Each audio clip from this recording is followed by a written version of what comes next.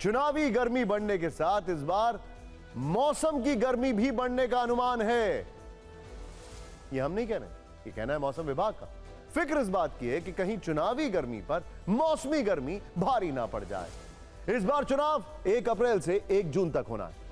अप्रैल और मई 2 महीने चुनाव पीक पर होगा। मौसम विभाग ने अगले 2 महीने गर्मी को लेकर चेतावनी जारी कर दी है।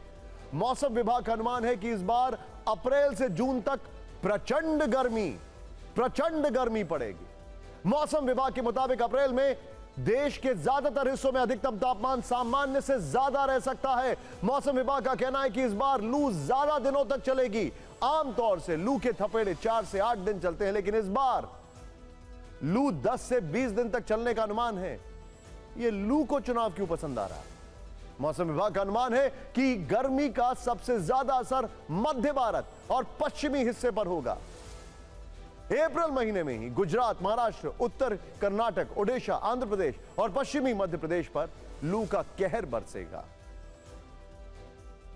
जो टेम्परेचर्स हैं अप्रैल, मई, जून, वो सामान्य से ज्यादा रहने की उम्मीद है।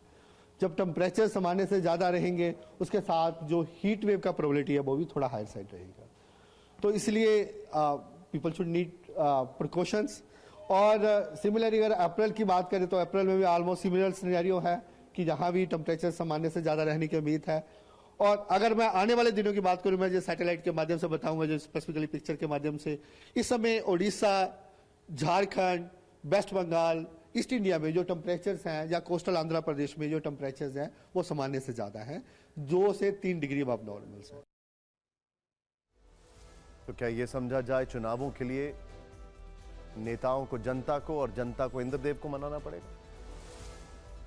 मौसम विभाग ने अप्रैल से जून के लिए गर्मी का जो अलर्ट जारी किया है, यह वही समय है जब देश में चुनाव हो रहा है। ऐसे में वोटिंग परसेंटेज और रैलियों में उमड़ने वाली भीड़ को लेकर राजनीतिक पार्टियों में अलग संकट बना हुआ है। मौसम विभाग के अनुमान से सियासी दल चिंतित हैं। यही वजह है कि पृथ्वी विज्ञान मंत्री किरण रिजिजू ने कहा कि इस बार लोकसभा चुनाव मौसम को देखते हुए काफी चुनौतीपूर्ण होने वाला है। किरण रिजिजू ने कहा कि भीषण गर्मी को देखते हुए चुनाव अधिकारी एहतियाती कदम उठाएंगे। उन्होंने कहा इसके लिए चुनाव अधिकारियों की टीम खास काम कर रही है। 2004 से पहले देश में ज्यादातर लोकसभा चुनाव फरवरी से अप्रैल के बीच में हुआ करते थे। 2004 के बाद लोकसभा चुनाव अप्रैल और मई के महीने में होने लगे, जबकि इस बार लोकसभा चुनाव लंबे खिंच गए हैं। इस बार आखिरी चरण की वोटिंग 1 जून को होगी। सवाल यह है कि वोटिंग का गर्मी से कनेक्शन क्या है?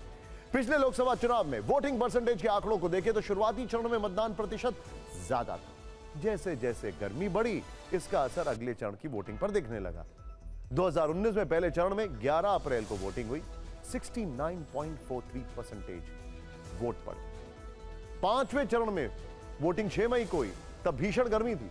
इसका वोटिंग परसेंटेज ये देखिए 63.50%। 7वें राउंड की वोटिंग 19 मई को हुई, उस वक्त भी लू चल रही थी। आखिरी राउंड में वोटिंग 64.8%। यानी चुनावों में दोनों में से कोई एक भाग ले सकता है, या तो लोग या गर्मी। सोचने वाली बात।